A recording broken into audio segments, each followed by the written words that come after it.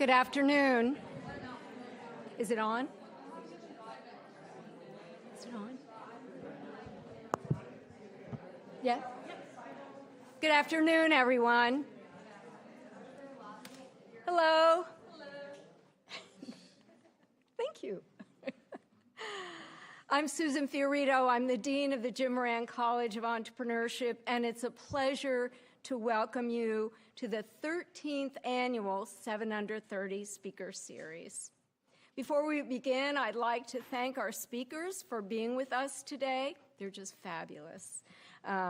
We are proud to present this group of innovators and particularly delighted that they are all FSU graduates from 5 different colleges: Health and Human Sciences, Business, Fine Arts, Dedman College of Hospitality, and of course, our very own Jim Moran College of Entrepreneurship, which shows the commitment and dedication FSU has to growing the entrepreneurial ecosystem across campus. The first 7 Under 30 event was started by the Jim Moran Institute in 2012 by Dr. Randy Blass, with the input of students interested in entrepreneurship. It's so great to see this program continue and to grow and bring back such wonderful alumni. Although almost every profession demands a certain level of entrepreneurial thinking, very few students actually gain entrepreneurial training and experience before they graduate. Whether you dream of starting a tech company or a social enterprise, nutrition business, or apparel boutique, the college will inspire and prepare you. We offer undergraduate and graduate curriculum for all FSU students and an environment that promotes entrepreneurial thinking, hands-on learning, and real-life experience through business mentoring, networking, and internships. Our goal is to give all Florida State students the opportunity to learn fundamental business practices that will enhance their career potential and show students what is possible in entrepreneurship after graduation. We believe students benefit greatly from hearing directly from young entrepreneurs like yourselves. With that, I know you are eager to hear from this amazing group. So to move along, I would like to thank Ann Langston in the back. Thank you, Ann.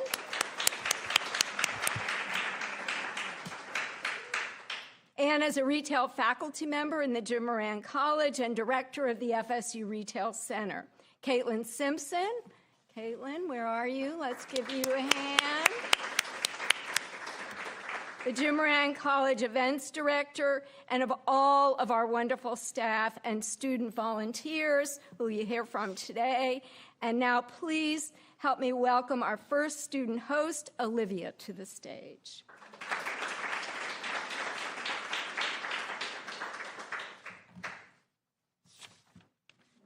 Hello, my name is Olivia O'Hay, and I'm a senior studying communication and commercial entrepreneurship. And throughout this presentation, there will be a QR code on the slide. So scan the code to access a form where you can submit any questions you have. And these questions will be addressed during the Q&A session at the end of the presentation. I would like to welcome Wilson Carter as our first 7 Under 30 speaker. Wilson graduated with an MBA from FSU in 2018 and is the founder of Clutch Phone Chargers. Founded in 2019 with a crowdfunding campaign, Clutch was created because our phones are the lifeline to the ones we love. The charger was featured on the YouTube channel Unbox Therapy, where it got over 1 million views and initially sold out. Clutch has gone on to be one of the leading consumer electronics brands and is the world's thinnest charger. It has been featured on top publications like The Today Show and Good Morning America, selling over 1 million units. Welcome, Wilson.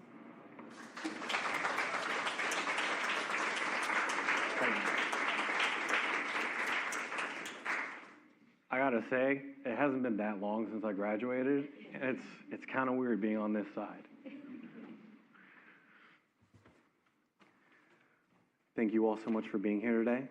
It's an absolute honor to be able to come back to Florida State and to share Clutch's story with all of you. Let me see.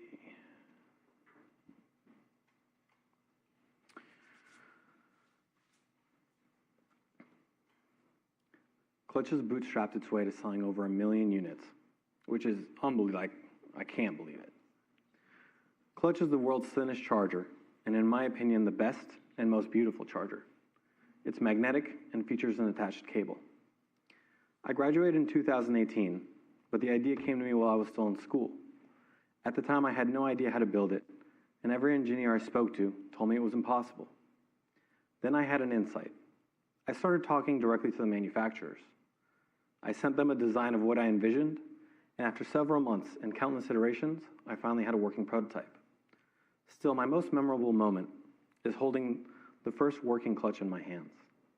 Having an idea become reality is an incredible feeling. It wasn't perfect. It didn't even have the right port. I had to carry an adapter. But it worked, and I took photos and videos on my phone and created a crowdfunding campaign on a platform called Indiegogo. I thought I was ready, but after launching, I realized I had no idea how to drive traffic to the site. So I texted the link to every single person I ever knew. That earned us our first $3,000 in sales. Probably out of pity. The rest of the inventory I funded with a 0% APR credit card, which I don't recommend, but it's what I had to do. I started fulfilling our initial orders and focused on getting more. I used Instagram to interact with big pages and drive organic traffic to our site. We also tried influencer gifting, but it was mostly ineffective.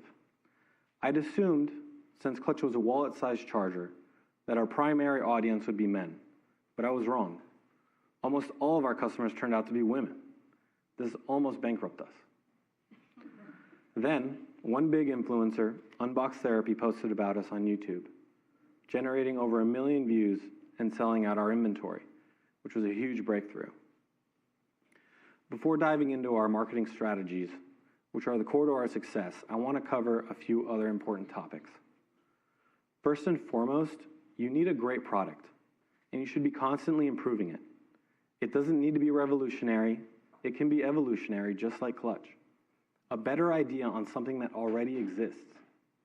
A strong product simplifies everything and increases repeat purchase rates, which significantly boosts profitability. The days of quick wins like selling a fidget spinner on Facebook are long gone. Now you need a product that people want to buy more than once. Another crucial factor is your gross margins. Thank you, Professor Gardner. Selling online can be costly. I recommend aiming for 90% gross margins. With a great product, you can charge more, which helps increase margins and provides a cushion for your inevitable mistakes. Trust me, I've made plenty. An often underrated aspect of business is excellent customer service. It's much cheaper to retain customers than to acquire new customers. Making and keeping your customers happy should be your top priority. Now let's talk about digital advertising. Creative content is king right now. To begin, I would recommend focusing on static imagery because it's cheaper to advertise so that you can figure out which angles most associate with your audience.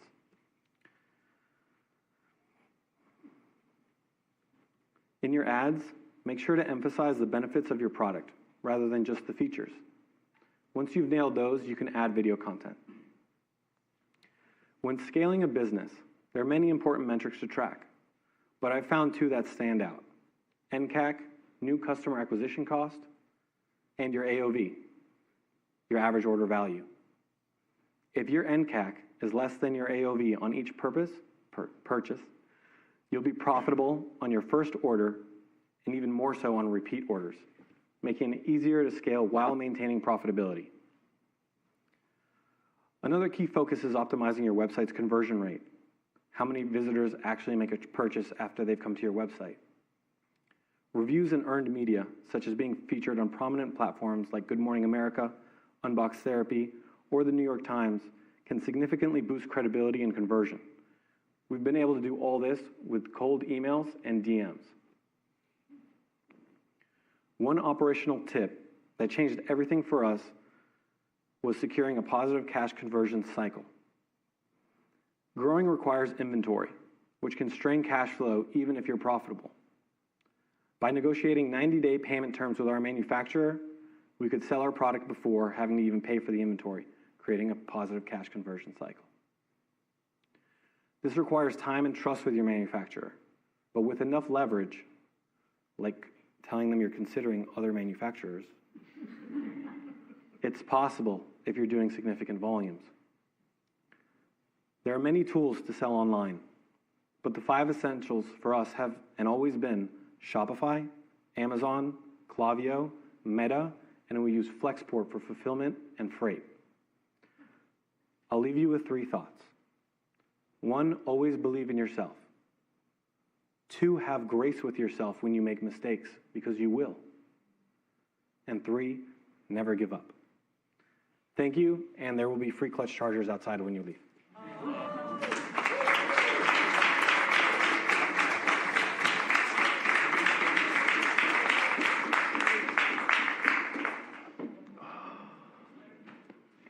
Thank you.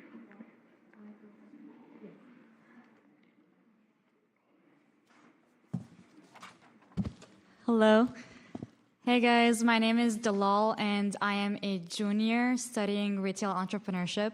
I would like to welcome Tayla Covington as our second 7 Under 30 speaker. Tayla is a dynamic serial entrepreneur remolding the trajectory for successful entrepreneurship. Born and raised in Tampa, Florida, Tayla developed a tact for business entrepreneurship in her single-parent household, helping her mom manage finances. Tayla founded her first company, Crowned by Thorns, LLC, at FSU's legal clinic in 2017 and began selling apparel. Eventually, Tayla entered into professional America working as a consultant at leading Fortune 500 companies. Her unique professional experiences served as the origin for her business consulting company, TC Professional Services. On her pathways to $1 million in sales, Tayla created additional companies like Nella's Organic Sunshine, 99 Investment Group, and Covington Logistics in order to continue pioneering solutions and services for her global community. Tayla is considered to be one of the nation's next youngest Black entrepreneurs, and in her spare time, she loves educating kids and scuba diving.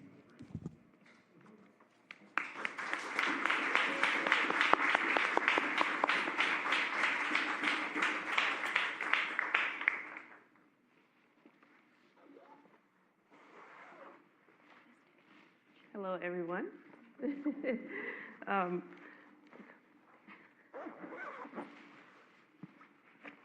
First of all, I want to say thank you, FSU and Jim Moran Institute, for allowing me to be here today.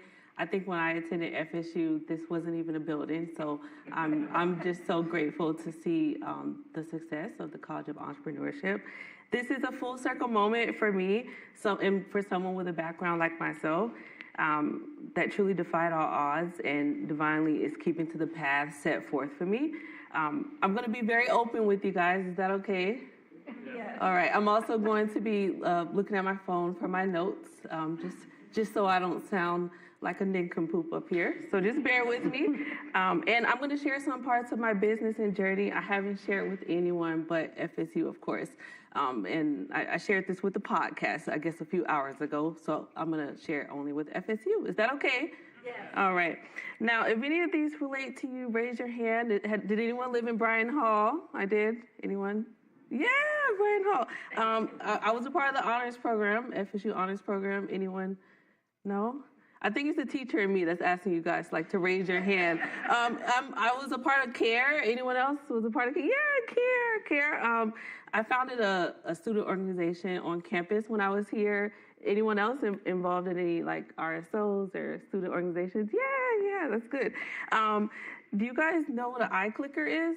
Did you guys used to buy iClickers from the Facebook Marketplace no? Okay, that one didn't work. All right, how about, did you guys hitch rides from Facebook Marketplace with friends to go back home? No? Okay, only me. And anyone lived in Landis Hall or Southern Scholarship Foundation? Anyone? Yeah, Awesome. I graduated from FSU in 2017. And the week of my graduation, I left Tallahassee and I resumed my normal life in Tampa with no job, but hope, confidence, and high self-esteem. I launched my first company, Crowned by Thorns, in 2017 in FSU's legal clinic, combining my passion for fashion, retail, and design, and to serve as a subset of the rejection and difficulties I encounter emotionally and spiritually here at FSU. Attending college was one of the most difficult times in my life, to be honest. Being away from a strong family and ultimately just overcoming my introversion and shyness, I overcame anxiety, depression, heartbreak, and sleeplessness as a college teenager that started here at just 17 years old, fresh out of high school in a new city. The offset of that period of my life, marking the introduction of my womanhood, was Crowned by Thorns. It's a fashion retail boutique and a styling company reminding individuals to be bold, chic, and royal. And it was encouraged for some of my favorite scriptures. I grew the business by vending at Market Wednesday, at USF's version of Market Wednesday, Bulls Market, when I attended USF for my master's, and by styling at fashion shows such as Tampa Bay's Fashion Week, just to name a few. Ultimately, Crowned by Thorns today is now a full-service design company where I do sell a multitude of different retail products, like clothing and beauty products, but I also provide event planning services for weddings, corporate events, and private affairs. And I'm still looking for a retail spot, a brick and mortar space. So this is my pitch, FSU. If you guys have any spaces for rent, this is my pitch. My second company, my baby, TC Professional Services, is named after me, of course, and is a business consulting and professional services company specializing in driving sales revenue for entrepreneurs and business owners. I specialize in virtual assistant services, customer service support, digital marketing, content creation, and diversity, equity, and inclusion training, just to name a few of the services offered on my website for my company. When I birthed my daughter in 2019, I committed myself to being a stay-at-home mom, and it was extremely difficult for me to leave her to go back to work in office. So I started providing the same high-level consulting services inside my home that I provided for Fortune 500 companies. It was great because I could work at my own discretion or when the baby was sleeping. Right at the pinnacle of the work-from-home movement, I started TC Pro Services to combine my love of entrepreneurship and to help other entrepreneurs truly reach their sales goals by providing support for mundane tasks or tasks that executives may not enjoy doing. I've been able to provide services for clients around the world, such as Boss Talks based in California and the state of Washington's Low Income Housing Alliance, just to name a few companies due to confidentiality. My third company, I promise I'm almost done. My third company, Nella's Organic Sunshine, also pending trademark, is birthed from my daughter Nella. As a Black woman with coily, foresty hair and a new mom back in 2019, I was very skeptic of many other products at my local stores. I read products with ingredients I couldn't even say. Better yet,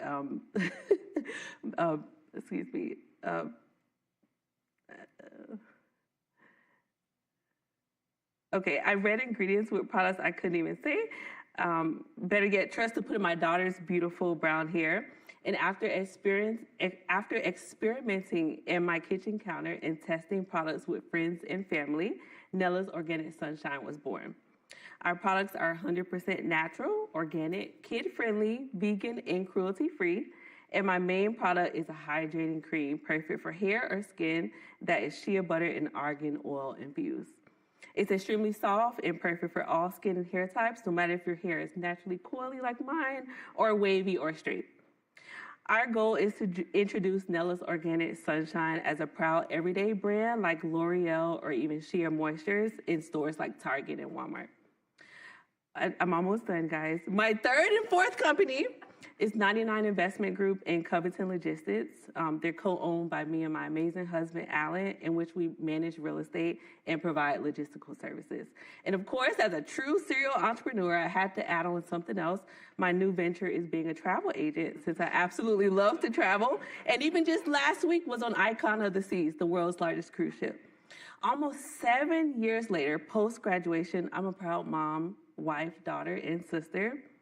I've been hired as a consultant with over 3 different Fortune 500 companies, such as USAA, MetLife, and Amgen.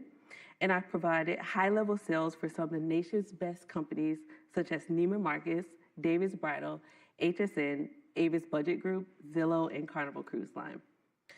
Sometimes I used to tell people I came from nothing, but I did come from something. Love and a strong, faithful mother determined to surround me with joy and commitment to my success. My mom and my strong family upbringing also provided me with the support and taught me about the importance of confidence, allegiance, and loyalty to whatever I do. No matter where I am or what room I am in, I hold my head up high and commit myself to integrity, self-awareness, and high esteem. And I embrace being different, even if no one looks or speaks like me. Through my actions and my businesses, I have the power to create change just as you do and impact others. What I've learned is that it's okay to be the quietest person in the room. Trust me, your presence already makes an impact. As a true salesperson, I must ask you a qualifying question. Why should you commit to my brands or learn more about my businesses? As a serial entrepreneur, each and every one of my brands and businesses is a different opportunity to impact my audience. The services I provide and products I sell are not simple gimmicks to just give you a pat on the back.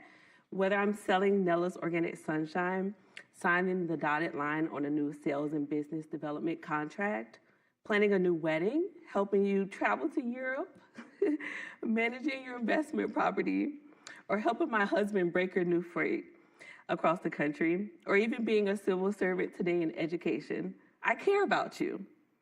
I've learned as humans, we all share the same experience, just in different phases or complexes.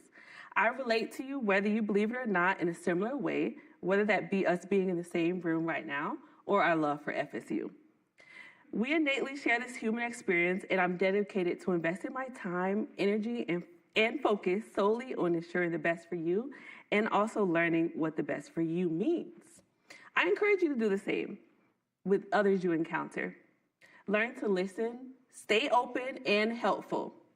In closing, be yourself, embrace change, be confident, keep the faith, and do not allow the enemy of progress, perfectionism, to stop your growth. I wish the best for you. Thank you.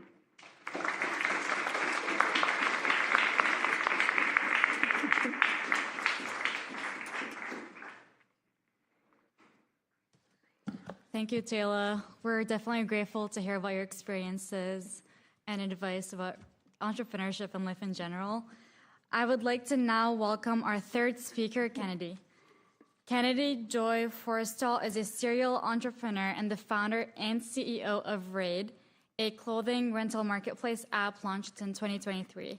Raide innovatively allows students to expand their clothing options, become entrepreneurs, and combat fast fashion's environmental impact.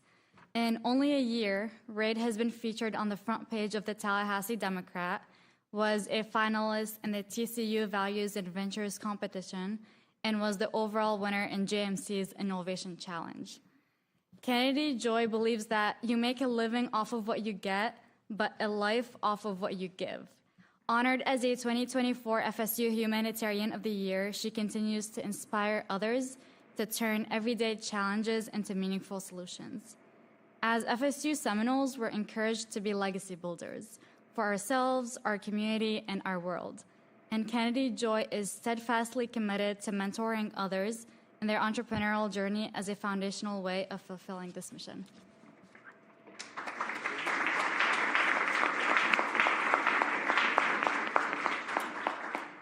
Hello, everyone. Thank you so much for such a kind and warm welcome. My name is Kennedy Joy Foristall, and I am so excited and honored to be here with all of you today. Like many of you in the audience, I consider myself a serial entrepreneur. Since I was very young, I had that entrepreneurship bug and loved building new things and problem solving, whether it was silly band businesses in the 5th grade or organizations I started in school, but I loved seeing new ideas come to fruition. That led me towards the end of high school to launch a women's connective e-commerce clothing boutique, which was ultimately a ginormous fail. But it taught me some incredible lessons in foundational entrepreneurship, as well as taught me a lot being an eye-opening experience to some of the horrendous practices that go on in clothing manufacturing today and where a lot of our textiles source and are manufactured. I kept those lessons with me as I went along in my entrepreneurship journey. I'm a big believer that the best problems for us to solve will hit us in our everyday life if we continue to look for them.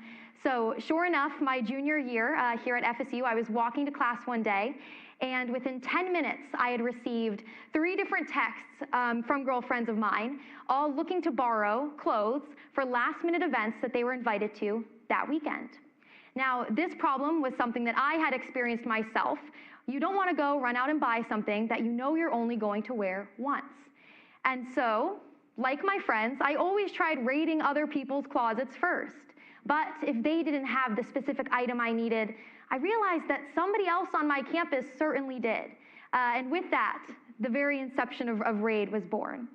So once I had this idea, I figured, well, this is going to be an app. I need somebody to build the app. So I sat down with one of my best friends and now co-founder, Noah Romo, at a coffee shop here in Tallahassee, and I pitched him the idea of Raide. And very wisely, he looked at me and said, KJ, I get ideas for apps all the time. And I think this highlights a very common issue for us as entrepreneurs of which ideas do we run with.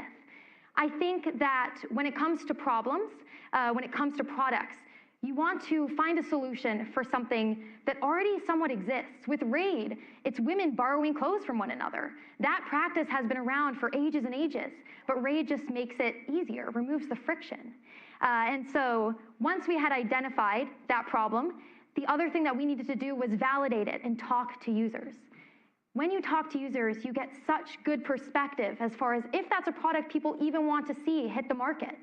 And so when we talked to users, Noah and I, we sat down every day for that spring semester, face-to-face with students, and we talked about their interests. We talked about where they were shopping for clothes. We talked about what they were spending their money on, and we learned a lot. Once we had the idea somewhat validated, it came time to launch an MVP. Now, this was something that was so difficult for me to grasp my head around. Our MVP happened to be an Instagram page where very simply women could submit clothes that they wanted to have available for rent, and they would DM us and we would help manually facilitate a rental. But I hated this. I hated this because it wasn't pretty, it wasn't perfect. I complained to Noah, I was like, it doesn't match the brand. We're gonna have this app, it's gonna be beautiful.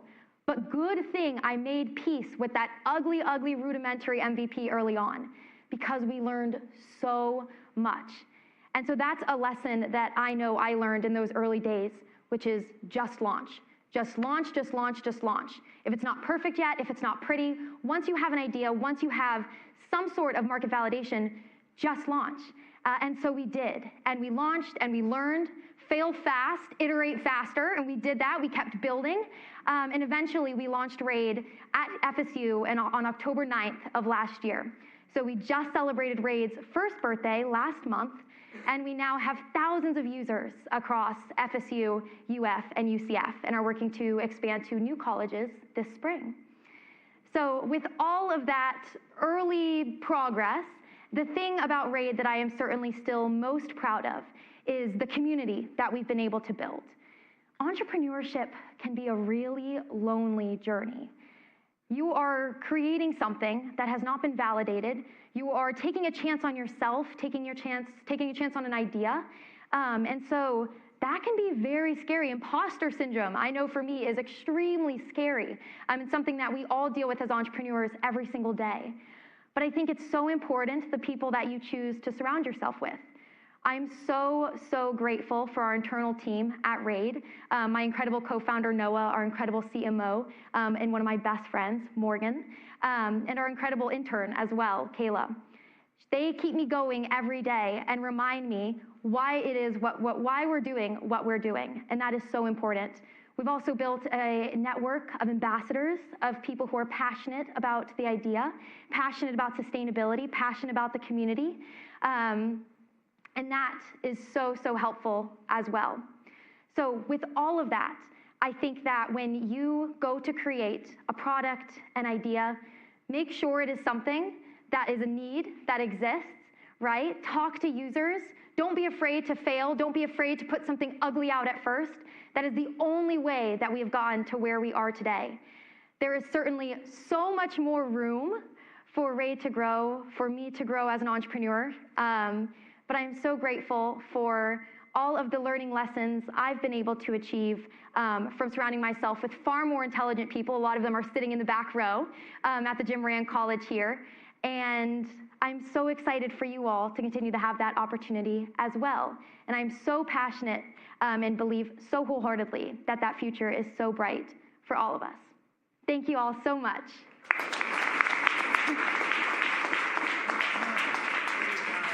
Thank you.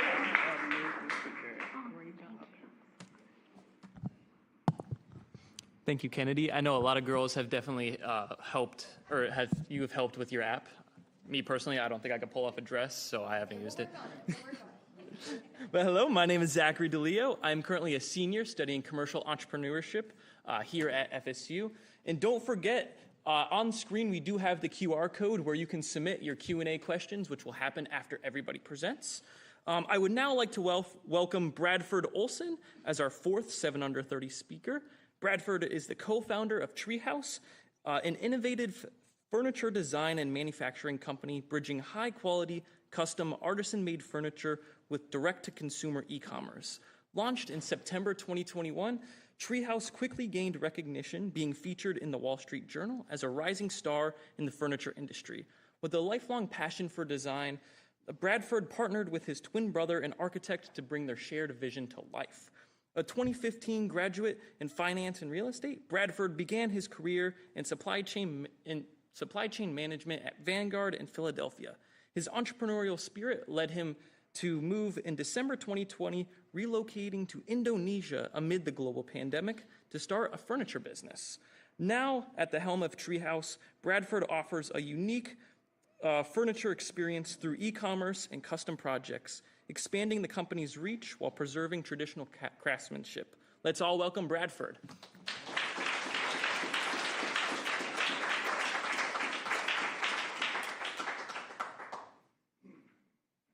Hi, everyone. Thank you, Zach. Thank you, Ann Langston. Thank you to College Entrepreneurship. I'm really excited to be here. So I'm Bradford Olson. I'm co-founder of TreeHause. TreeHause is a furniture design and manufacturing company. We design and handcraft all our own pieces.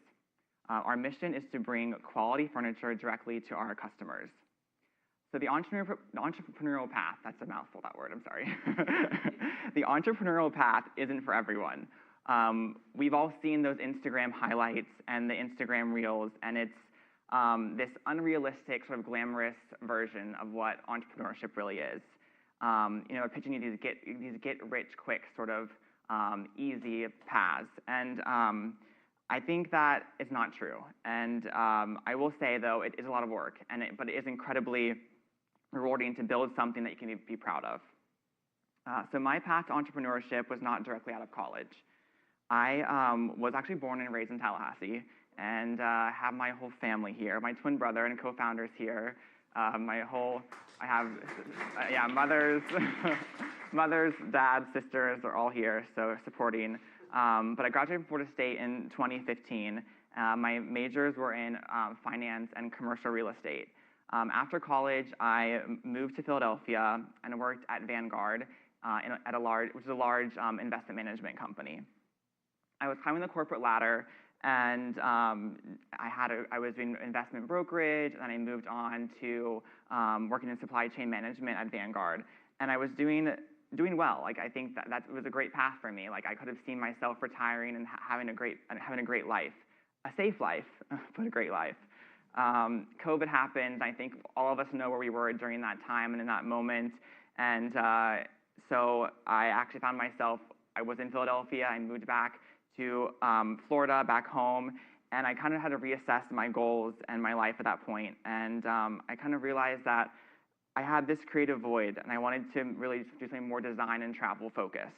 And so I took a leap of faith. I cut the cord on corporate America, and I booked a one-way ticket to Indonesia. I packed a backpack, and I just thought I'd just figure it out and what my next plan would be. And so what I did is actually explored Indonesia and what it could offer. So I did a whole month-long road trip where I just went through and just to see what I potentially could do. I found this beautiful town called Jepara, and they're known for their old world craftsmanship of furniture. So I explored that, and then I was like, wow, I have so much opportunity to create something so beautiful here. Like, what could I do? And I have my twin brother, who's in the audience, like I said. He's an architect and designer. And I was like, hey, Jeff, we should start a business together. And so I brought him in, and he does all the design for our business based in the US. Since then, this is in 2021, so we've been doing this for many years now, but he's doing mostly design, and I'm doing all the making and furniture making in Indonesia. So that's kind of a little history of our business, but I wanted to kind of share, in the spirit of 7, we're 7 under 30, right, all of us, I wanted to share 7 tips that I've learned along the way. So tip 1, I would say is figure out your passion. Entrepreneurship is not a job, so this will be 24/7. This is going to be your life. So do something you're passionate about. If you do something you're passionate about, it will not feel like work at all. So for me, like I said, I was working in corporate America, kind of punching the clock with that, but it wasn't my passion. I had this creative void in my life that I wanted to fulfill, and I did that by being an entrepreneur. Tip number 2 is find your niche. You can't be everything to everyone. Our goal at TreeHause is to bring high design, quality, handcrafted furniture at an accessible price point. So our target audiences are individuals or designers who are looking for this luxury handcrafted furniture, but maybe aren't willing to pay a certain price point.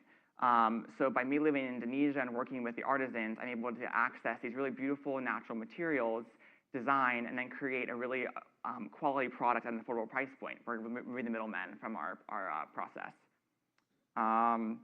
Number 3 is, or tip 3 is, solve a problem or create a product in need for your niche.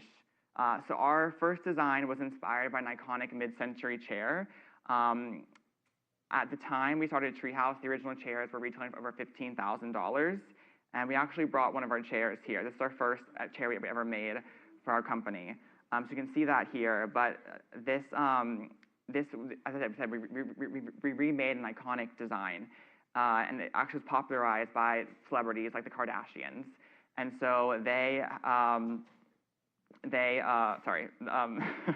so many companies basically made this design, but did not make it in the same level that we did. So the way we're making this chair is very unique. Our rattan, it's all made of solid teak wood, as you can see here.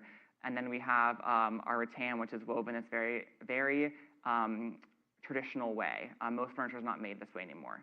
If you look at furniture made by machine or in China, they're not able to produce a chair with this sort of level of craftsmanship. Tip 4 is to design, develop, and test your product. So it took us 10 months to bring our first product to market, this chair here. So we studied the design of this chair. We recreated it, reproduced it. It's a very iterative process. This is still 4 years in the making. We've changed finishes, we've changed things out as we've gone along through the process. I actually had these chairs for 6 months in my villa in Bali just to test them out to make sure that we were comfortable with the quality of the product itself. Tip 5 is bring your product to market. So our first batch was, like I said, a 10-month process. To do that, we had to ship one 40-foot container from Indonesia to America, which means we had to fill all of that with furniture. And so about 400 chairs fit in one container. When we first did our business plan, the price of a container was around $3,000 to $4,000. And when we went to ship the container, this is at the height of the global supply chain issue, the cost of shipping was about $25,000. So it was a pretty tough pill to swallow, and we're new entrepreneurs, had no sales, and we're like, well, we have to do it. Like, this is our, like, in order to get to sell, to make money. So we ended up sending the container, obviously, and yeah, so it just basically goes to show that, yeah, you have to take a risk, right, and make it pay off. So in that example, like our proof of concept was make one container, sell 400 chairs. We ended up selling out in less than a month. So then we had to wait almost a year for our fresh inventory to arrive because it took so long to make more product. But it did prove that we had we had an idea that would sell well, and we could do it again. All right, and tip 6 is build a brand. So building a brand is not easy. It takes time. Our brand is TreeHause, and it's kind of similar to the farm to table concept. So tree to house is our kind of how we came up with our brand. But basically, we're using natural materials, and we are, through quality craftsmanship, we're bringing natural materials directly to our customer's home. So I just think, also customer service. I'm sorry, I'm not a great speaker, so bear with me here. I'm better at making furniture, I promise. So customer service is a huge part of our business, and every communication we have is done by myself and my brother. We have over 500 5-star reviews through our Etsy shop and through our website. And I think every review, I could tell you that conversation I had with the customer because it is so hands-on. We do a pretty high order value, so like our order quantity is in. I'm sorry, I'm at time, so I need to carry on. All right, so let's go to the last step then. Our last tip. Tip 7. So quality control your product and evolve your offer. I told you that I'm in Indonesia. I'm actually making the product with the artisans. Every piece that we make, I'm actually there to personally review and quality control each piece before it's sent in the container. So this is our first product. Now we offer over 30 products. Our business has evolved. Right now, about 60% of our business is this e-commerce direct to consumer, but now we're doing 40% custom project work. So that could be like someone once they send us, hi, I saw this on Pinterest, like make me this item. Or we've done office in Tribeca. We've done restaurants in San Diego and in Rhode Island. So we're trying to expand into the B2B space. So I'll kind of wrap things up here, but entrepreneurship is all about learning. There will always be a reason why you shouldn't do something. Take the leap of faith, pack that bag, book that plane ticket. Don't be afraid to make mistakes, learn from them, and evolve.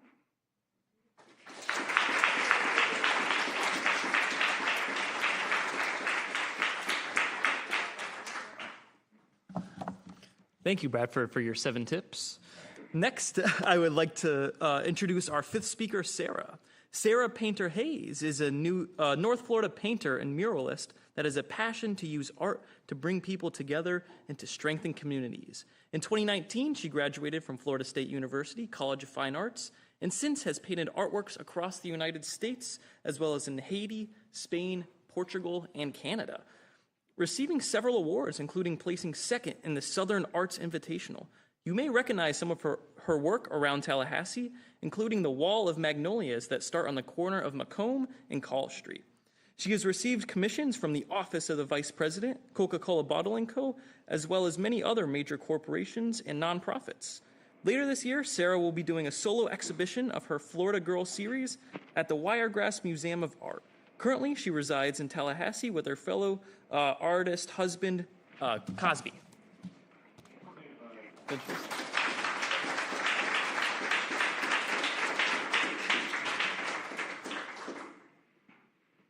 Hello, everyone. Thank you all so much for being here this afternoon. It's an absolute honor to be here with y'all. My name is Sarah Painter Hayes, and I'm the co-founder of Painter Hayes. Painter Hayes is the creative team of my husband Cosby and I. Cosby, you want to raise your hand?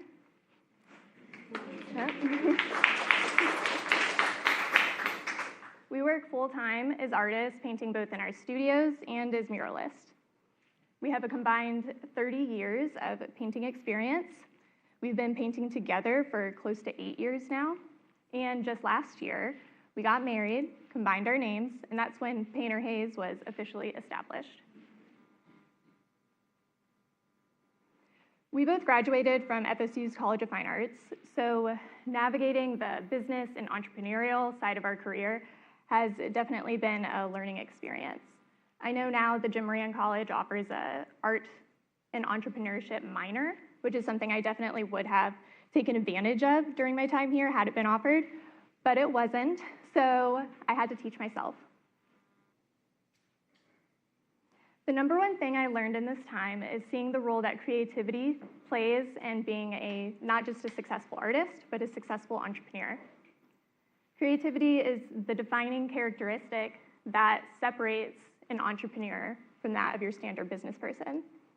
And I would argue that artists actually have a unique creative edge when it comes to being an entrepreneur because of this creativity that they have. Now, the second thing I've learned is the easiest way to get rich as an artist. The easiest way to get rich as an artist, hands down, is to go into another field.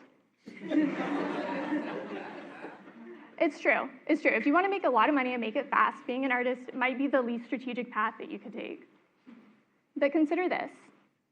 You're going to spend your life working. You're going to spend a third of your life working. That's 90,000 hours. 90,000 hours. Shouldn't it be about more than just money? Yes, your business needs to pay the bills, but it's about more than that. It's about the way that you live your life. So when you're thinking about what you want your startup to be, you should absolutely be asking these larger questions. What kind of impact do you want to make? What kind of legacy do you want to leave? 90,000 hours is going to make an impact one way or another. And the exciting part about being an entrepreneur is that you get to decide what that impact is.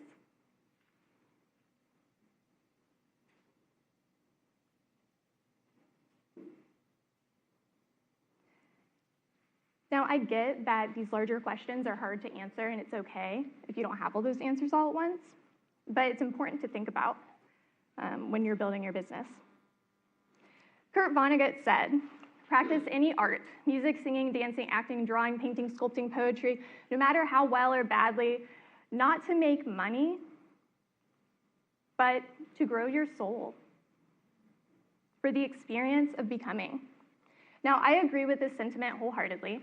Yes, arts are for everyone, but if you can make money off of your art, why wouldn't you?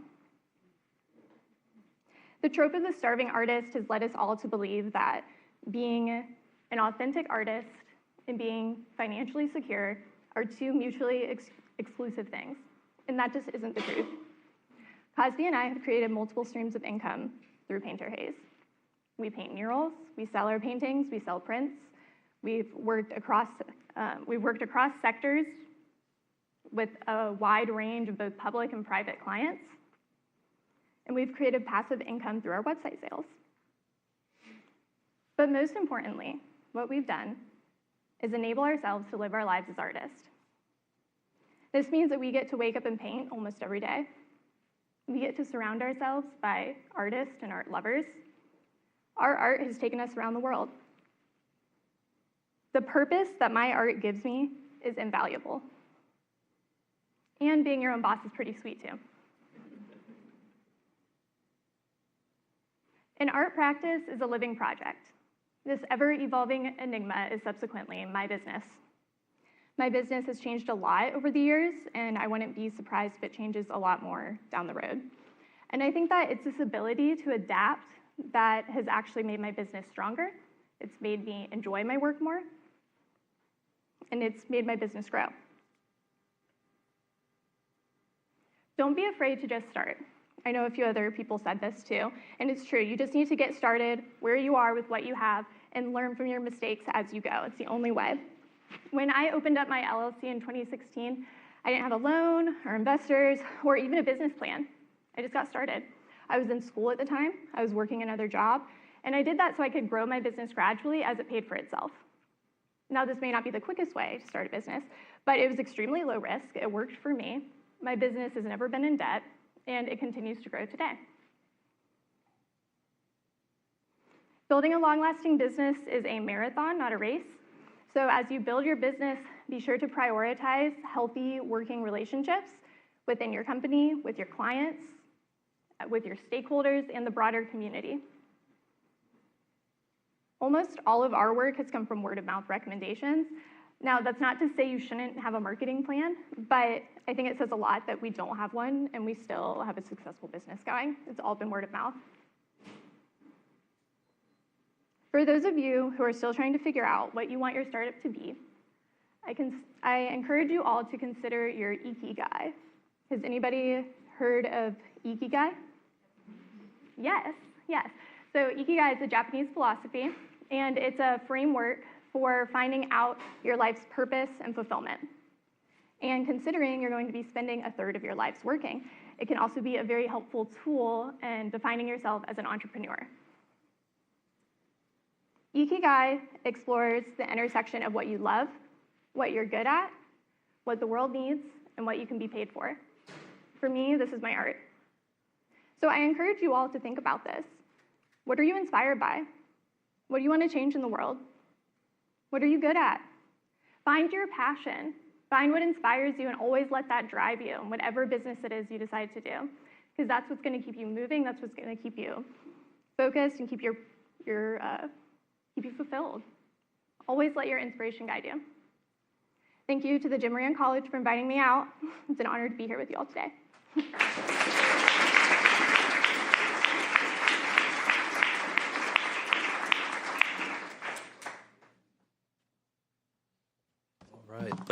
Excuse me. Thank you, Sarah. That was a great presentation. My name is Ethan Taylor. I'm currently a junior studying commercial entrepreneurship here at the Jim Moran College. And I would like to welcome Jen Simpson as our next 7 Under 30 speaker. Jen has been passionate about being active, healthy, and fit her whole life. And after changing majors multiple times, she graduated from FSU with a bachelor's in science and exercise science to pursue her career. She then went on to massage therapy school at the Core Institute of Massage Therapy and obtained her license in practice to practice in Florida. She also holds national certifications in exercise physiology, strength and conditioning, and active release techniques.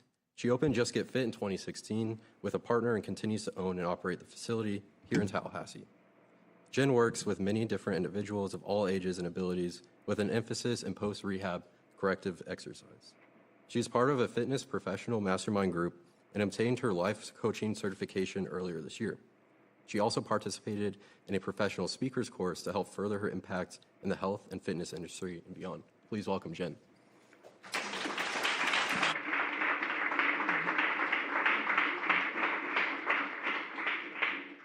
Hello.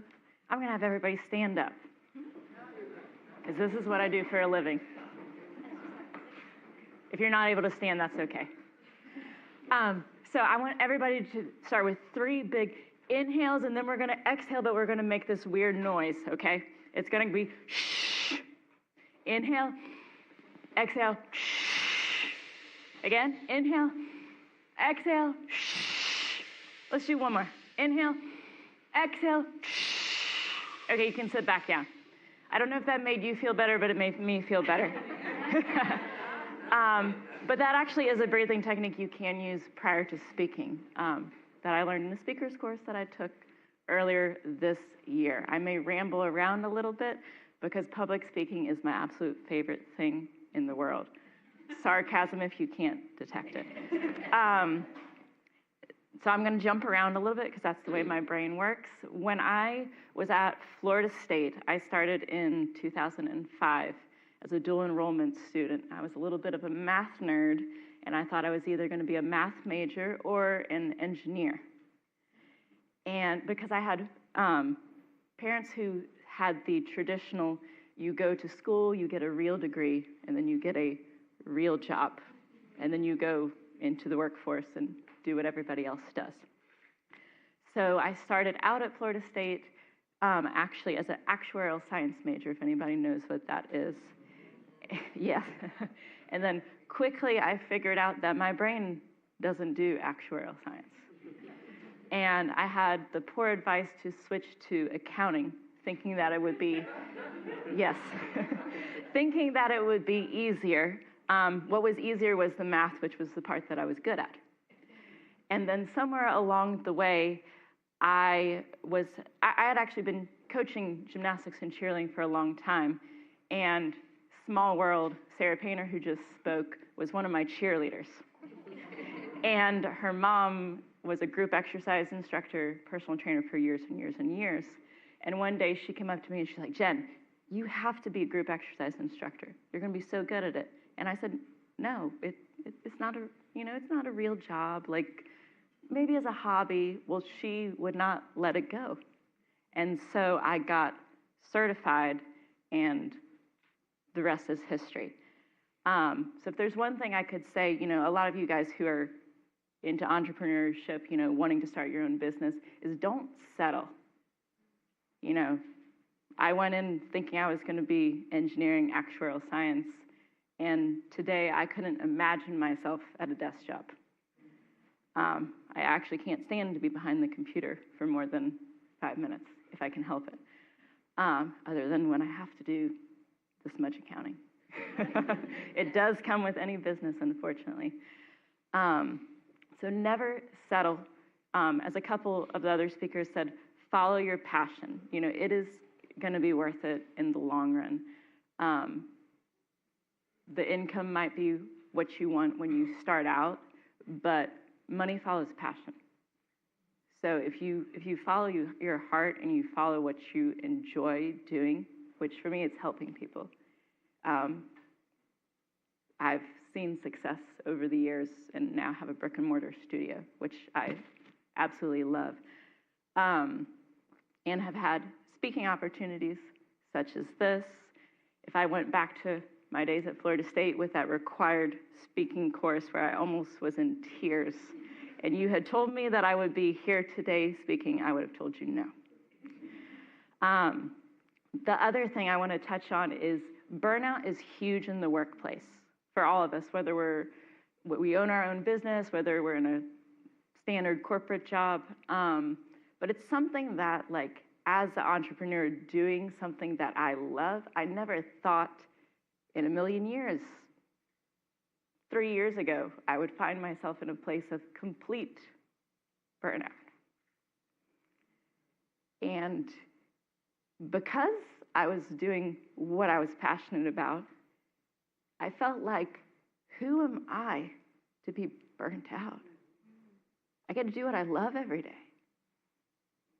So I worked more, and I worked more, and it made it worse. And the biggest irony of it was, especially with what I do for a living, is I wasn't practicing what I preach. I wasn't getting my workouts in. Since opening a health studio, I worked out the least I had in my entire life. I wasn't eating well. I wasn't getting enough sleep. I wasn't doing things to lower my stress level. I wasn't taking care of me at all. And some people might say that's selfish, but be selfish, because if you know what I mean.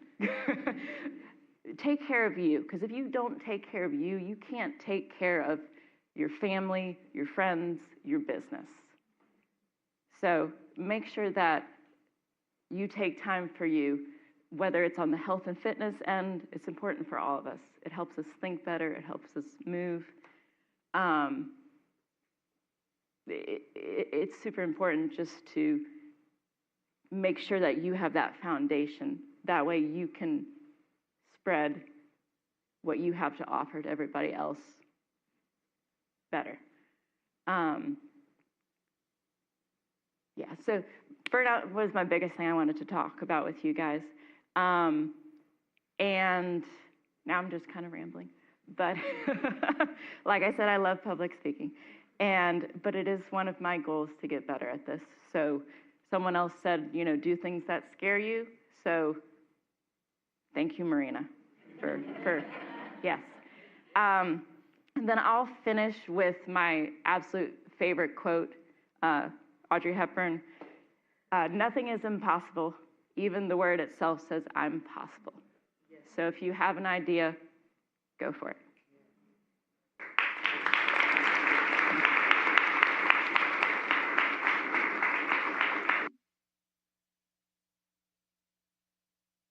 All right, thank you.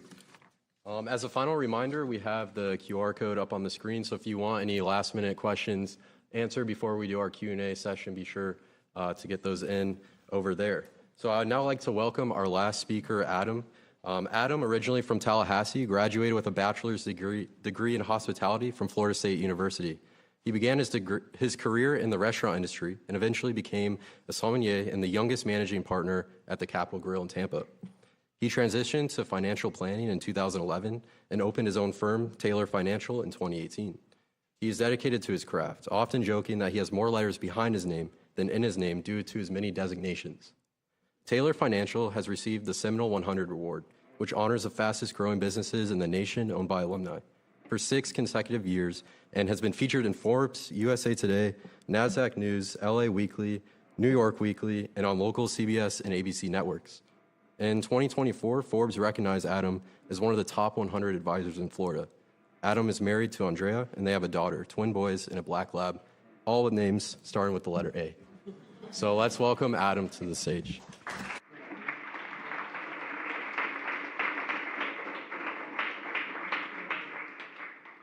How's everyone doing? Save the best for last, right?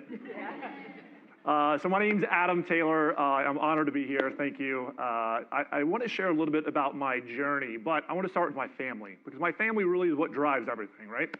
So I'm 42, so I'm one of the old people up here. So I'm married to Andy. Andy and I have known each other since middle school. My whole family is an A, so we're the A team, right?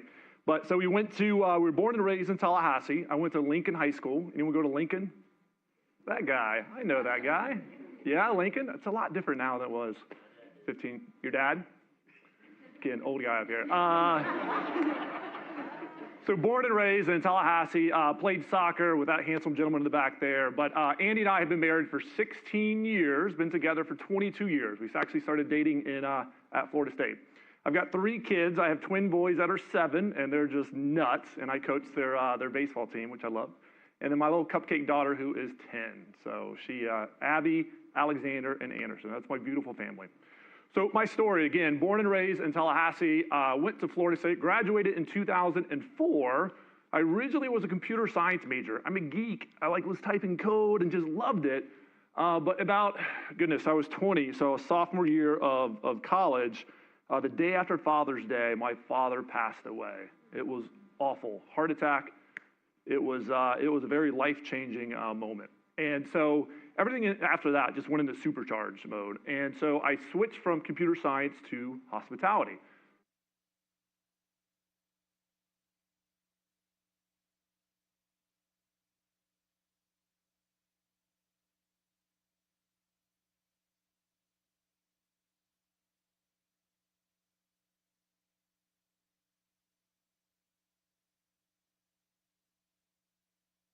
From Florida State and Dedman School of Hospitality, and then moved out to San Francisco. So worked with Houston's and Hillstone Restaurant Group, became a sommelier. So if you want to talk wine, I'll get super geeky on you. But I packed up everything I owned in a car, and my future wife, Andy, and I drove to San Francisco. Then I got promoted and moved to New Orleans. New Orleans was great until Katrina hit. So I was like, I was born and raised in Florida. This is not a big deal. Took 3 days worth of clothes and never went back. So that was fun. So got promoted again, went to Atlanta. So ran a couple locations in Atlanta and then joined the Capitol Grill. So the Capitol Grill, great restaurant. And then I got promoted again to Jacksonville, Naples, and just moved all around, right? And so once I got the nod to go to Tampa, and I've been in Tampa since 2009, I was the youngest manager partner ever, which was great. And I remember vividly sitting in that first meeting, and there's 7 managers, there's 100 team members. We have $12 million top line sales, and I'm sitting in this room, my whole back is sweating, like, what have I done? How did I get here? That whole imposter thing. And so it worked out great. But after about 2 years, I went to Andy and I said, hey, listen, I want to leave the restaurant industry. 29, and she goes, okay, well, what do you want to do? I said, I want to go into financial services. She was like, well, what do you know about financial services? Like, I can't spell Roth IRA, but I'll figure it out. I'm a hard worker. I'm used to working 80, 90 hours a week. And so she goes, great, well, how much does it pay? I said, that's the best part. I'm starting my own business, so it'll pay just as hard as I work. And she thought I was nuts, of course. But that support really is what got to where I am today. So started with another company, and after about 6, 7 years, I realized I wasn't able to truly to truly make an impact, and I want to do comprehensive planning. So in 2018, I opened up Taylor Financial, independent, separate from the company before, and it's been a great, great ride. But it was a leap of faith, right? Leap of faith from restaurant to the financial services, and then another leap of faith when it comes to going out on my own. And when I left, it was almost that like Jerry Maguire moment when I was leaving, saying, who's coming with me? And no one came with me. And I had a 1-year non-compete with a previous company, so I couldn't even touch my other clients. So I had to figure it out. And I told Andy, and I was like, hey, I'm really doing this. And she goes, okay, here we go again. Like, this is another repeat of when you left. And it was great. But the first few years were very, very challenging. So now, as Ethan mentioned, thank you for the intro, we've actually won the Seminole 100 6 years in a row.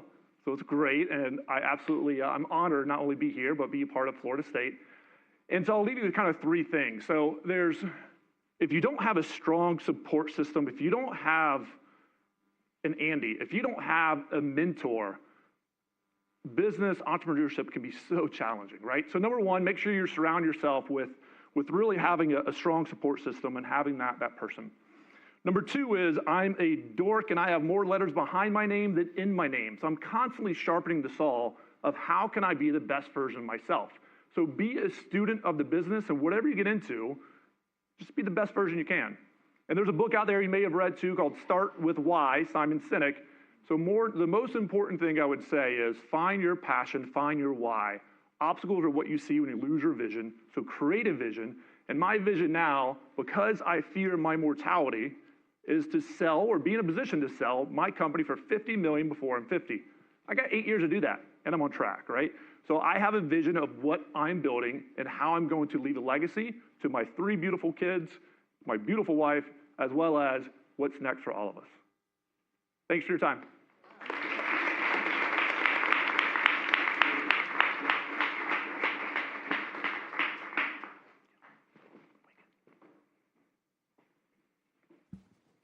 Hi, guys. What a wonderful group of speakers we have this year. Let's give them a round of applause. Thank you all so much for joining us today and for sharing your stories, insights, and advice. I'm Audrey Gilfillan. I'm a senior studying retail entrepreneurship, and you guys just met Ethan. We're both interns at FSU's Retail Center, and we're excited to invite the speakers to our Q&A session, so if you guys want to join us up here.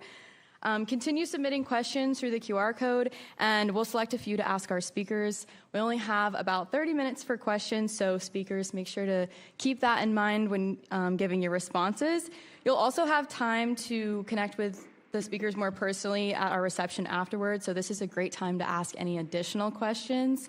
While Ethan filters through your questions, we'll start with a fun rapid fire one for our panel. So the first question is, during your time at FSU, which restaurant was your favorite? Gain Street Pies. I would have to say Jonah's in Thomasville. It's not technically Tallahassee, but it's close. Chick-fil-A. But I also really love Four Rivers. Yes. Mine was where I worked all the time, so it was Old Town Cafe. Sweet Pea Cafe. Gordo's. Gordo's. Yeah, that's a good answer. Oh, there we go. I'm a person of routines. I would say Chipotle. Oh, yeah. Awesome. Okay, all great answers. So our first question is for Wilson. Somebody wants to know, was there a cost associated with appearing on nationally televised morning shows, or how did you go about the opportunity to be featured? So that was super cool, honestly. And we're actually going to be on the Today Show again the Monday before Thanksgiving, if you guys want to tune in. No. We didn't have to pay anything. They reached out to us because they're always looking for cool new stuff to put on their programs. They do take a cut of sales, but it's worth it.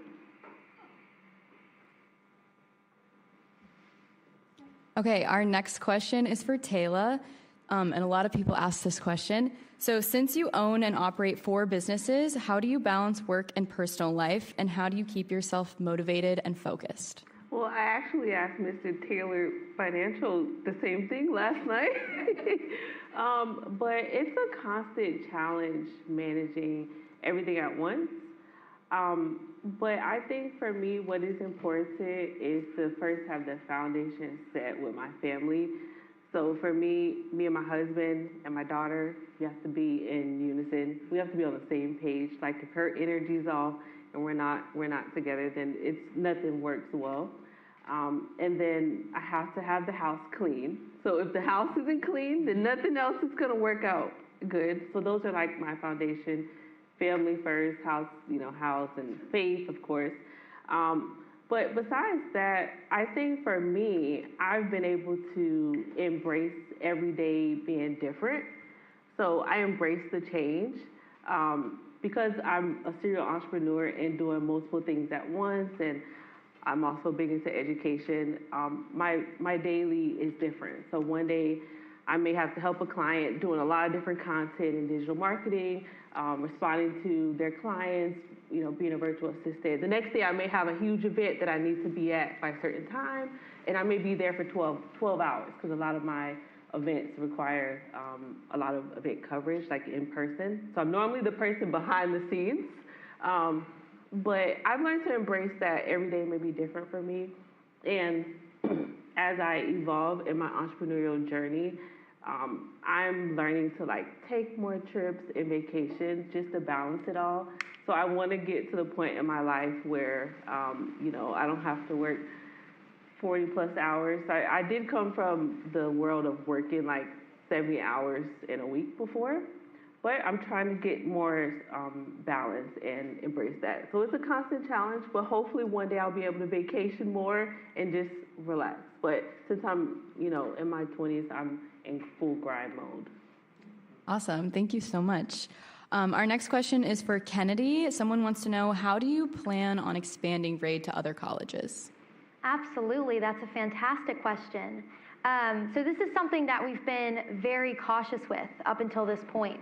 95% of startups fail because they try to scale too quickly. And so obviously we want to be as aggressive as possible while still building within our means. So we first made sure that we had a very strong foundation at FSU to inch closer and closer to product market fit. Once we felt like we had achieved it or achieved it decently well, we then tested 2 more locations at the 2 other largest schools here in Florida. We then plan to expand to 5 or 6 more universities this January, which we are so excited about. It's a great position to be in. We have universities in our DMs every day, students across the country begging for Raide to come to their school. So we are looking at which universities will be the next best place for Raide to expand to. But my long-term vision for Raide expands far past that. I think that rental really is the future of clothing, and so I think that the potential Raide has to expand into different markets, different communities, starting with students, and then expanding into the communities that students then graduate and move into after college. I think that the lifetime of Raide will see far more possibilities than we can even imagine right now. Yeah. Awesome. Thank you. A lot bigger. Yeah. Love that. Yeah. Fantastic. All right, our next question is for Bradford. It's a 2-part question. How did your brother initially respond to your pitch? And with that, how did you grow your initial customer base? Thank you for the question. Never asked it. So my brother, he was kind of along for the journey. We are very close. We're twins, so we talk every day. And so I think he knew I was going to start a business, and he was very supportive of that. And we had actually previously done a business together. We had flipped houses before, and we always had this creative itch. And for us, and he's an architect, so he already pursued that in his academia, whereas I had not. And so for me, it was being an entrepreneur was my only way to kind of get there without going back to school. So I think he was. All that to say, it would bring him on board. I think we always wanted to work together in some sort of capacity, and I never dreamed it would be in this sort of way.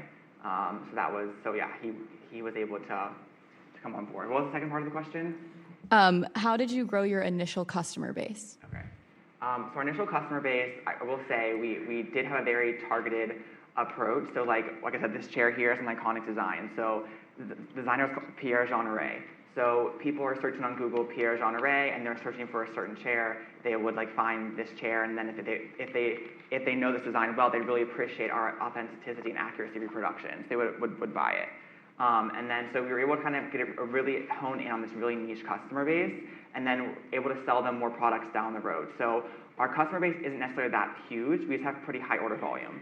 So like if someone buys 6 of these chairs, we could sell almost $3,000 worth in one transaction.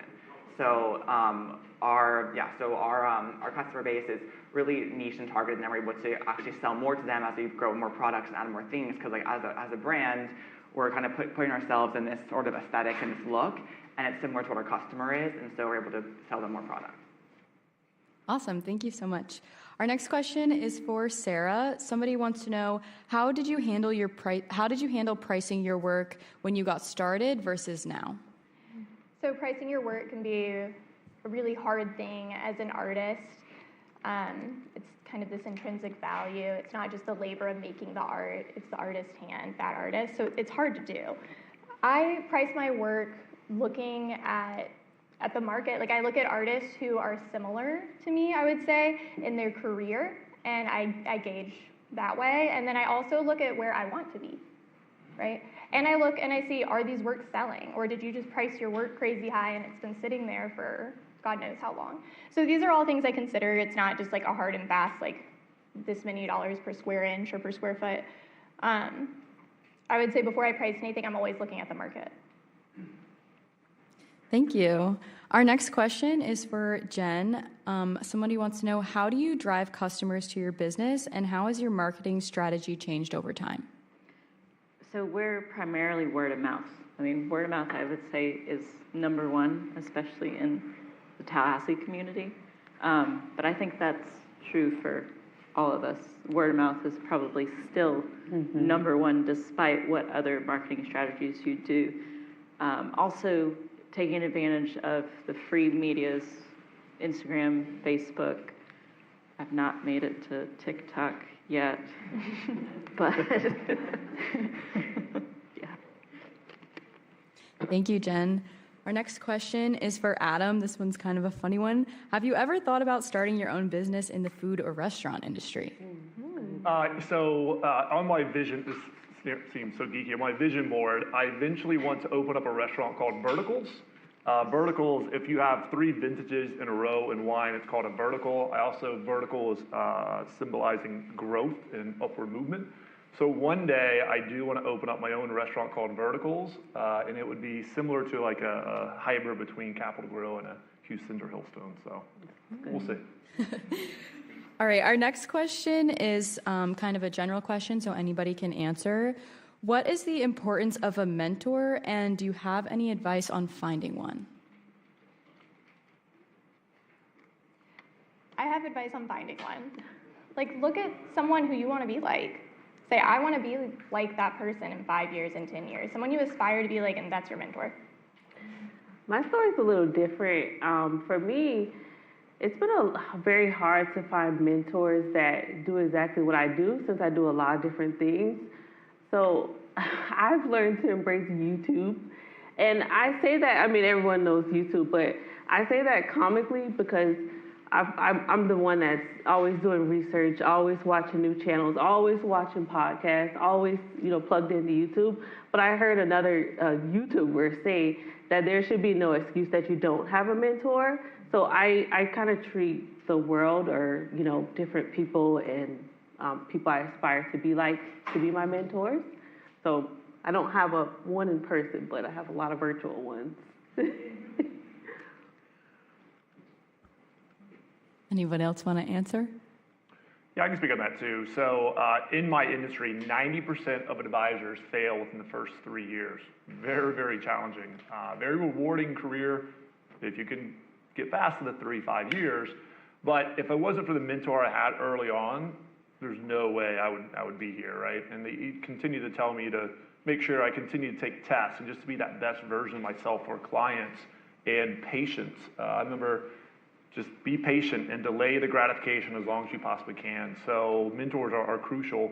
Where to find them? I would say find the industry that you're truly passionate about and find the top guy or gal in the industry and ask. I think I don't get asked as much as I think I would, but because when I actually do mentee or when I mentor someone, they always say like, man, I wanted to ask you for so long, but I know you're so busy. I didn't think you'd make time for it, right? So I think it's important that you ask because more likely they probably have that abundance mentality and they do want to give back. And I really enjoy coaching and mentoring others. Yeah, that's good. Awesome, thank you. I have another general question for anyone to answer. What is the failure that hurt you the most but ended up being foundational to your success?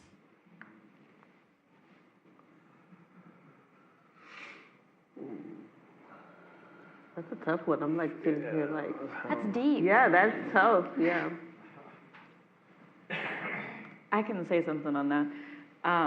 Without getting into details, part of what led to where I'm at today and getting out of burnout is I made a big financial mistake in my business. It was huge. Thankfully, long story short, it got fixed and everything was good. But that was a wake-up call to the level of burnout I was at. And now I think I'm stronger than ever as a person and as a business owner. I can speak on that as well. So I started when I was 29, 6 months in. In previous career, as a managing partner Capital Girl, I was making a couple $100,000 a year, right? And you go to nothing. And then the first 6 months, it was all just based off commission. And so the first 6 months, I probably made like $10,000, $12,000. It was rough, and I had to liquidate a lot of things and just sell a lot of things. And then the 7th month, my 30th birthday, I got shingles.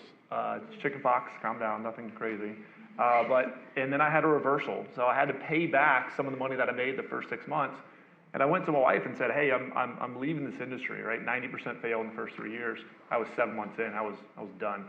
And I already had offers other restaurants, and I was going to leave. And she said, hey, before you leave, before you go back to an industry that your nights, weekends, if we ever have kids, like you'll never see them, put both feet in, right? Do exactly what they're telling you to do.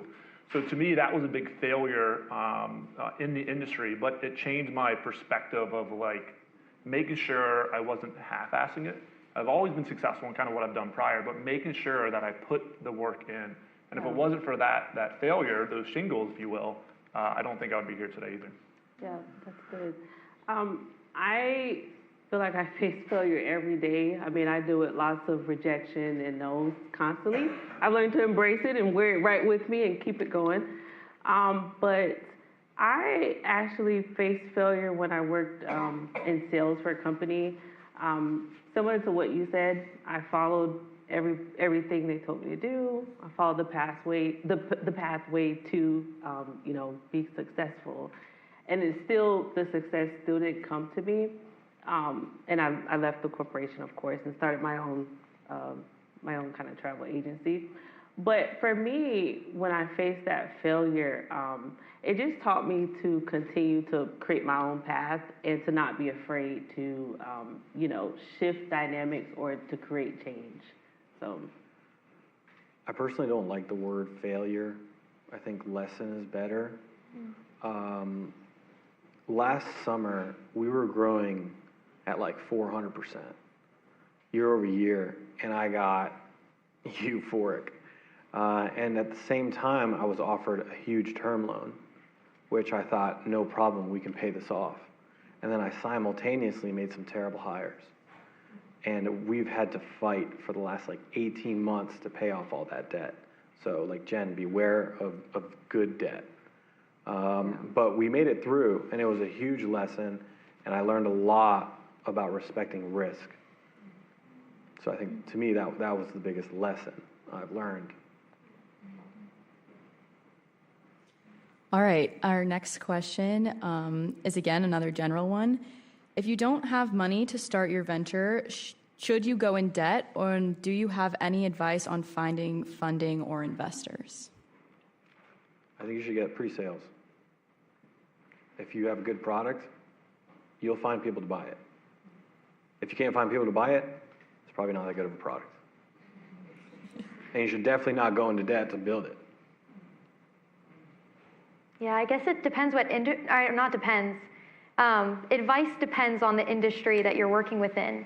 If like inventory is required, et cetera. I know personally for Raide, we have never taken outside investment. And as of now, it's our goal to never. I think that bootstrapping, if you're able, is the way to go. Living the founder lifestyle, my co-founder and I, we both moved home after graduation for the better goal of building, hopefully generational wealth, keeping equity. If you believe in something, no venture capitalist or even an incredible angel investor is going to believe in what you're building more than you do. And so really putting that money where your mouth is and holding on to that equity as long as possible, I think is the best way to go. Yeah, I agree 100%, and I believe that nothing should hold you back on accomplishing your goals or meeting your goals. Mostly all of my businesses are bootstrapped. Some do cost more, did require additional savings compared to like my business, TC Professional Services, that didn't actually have a lot of startup costs since it was a service that I offered to people.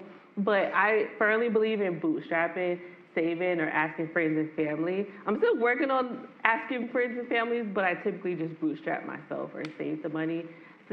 Statistically, I haven't had a lot of access to capital. I mean, I've tried to get it, but it just didn't work out. But I agree. I mean, no one knows your business better than you, and investors will require a portion or some kind of ownership, or they may change your business so it's not as organic as your business was created to be. So I'm truly someone that eventually wants to get investors, but I want to own 100% of my businesses, and then eventually sell it to investors or people that seek out my business.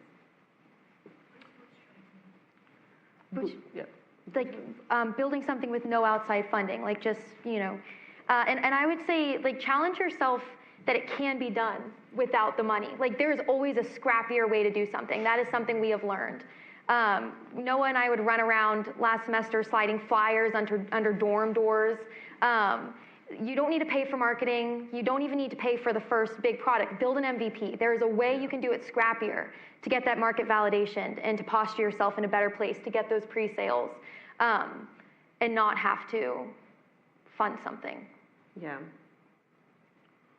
I think taking out a loan to start your business is fine. I would encourage you to do your research and make sure you're truly getting into an industry that you're passionate about and you see yourself doing for decades and decades. But the financial literacy, I think, in this country is abysmal at that, right? So I wish they taught it in school. One of the reasons why financial advisors can make such an exponential impact for generations, right? But I think what people do is they jump into the shiny new object. They don't do their research. They take a loan out. They don't realize that this is the industry that they may not be in a couple years. So learn the terms of the loan. Make sure that you are well-versed yourself in kind of this financial literacy 101 for you. So yes, it's okay to take a loan, but just make sure you know what you're getting into. Very fair. All right, thank you for all the fantastic questions. And again, a big thank you to our speakers for sharing their experiences. I'd like to remind you that our speakers will be available at the reception, so take this opportunity to connect and ask any additional questions. And now, please join me in welcoming Dean Fiorito back to the stage.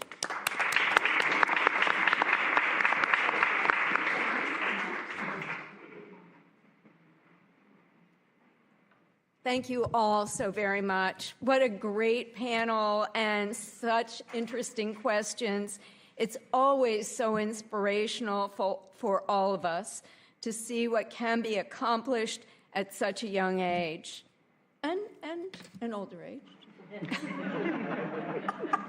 I had to say that, Adam. I know you all have bright futures ahead of you. On behalf of the Jim Moran College of Entrepreneurship, we'd like to present you each with a gift as a thank you for being here with us today. Please stick around, everyone, for an informal networking session, and thank you all so very much. Another round of applause for our varsity. Thank you. Oh, thank you. There's beverages. Help yourselves. Thank you, dear. Thank you. That's so sweet. Thank you.